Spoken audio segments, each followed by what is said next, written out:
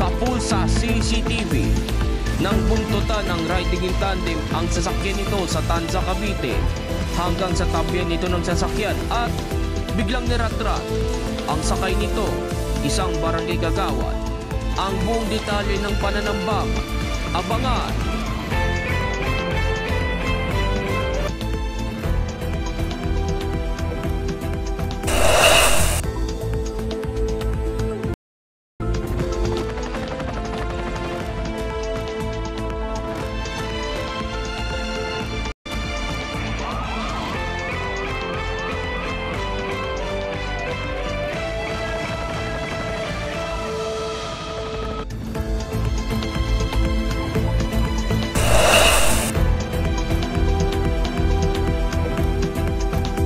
Pilipinas, ngayong ika-19 ng Mayo, Lunes, ihahatid ko sa inyo mga rumorondang balita sa loob ng 30 minuto.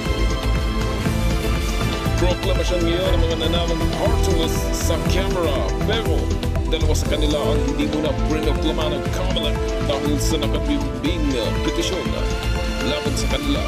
At live mula sa Manila, Rwanda, si Miley Roque. Ano na ang mga party lists ang naudlot ang proklamasyon?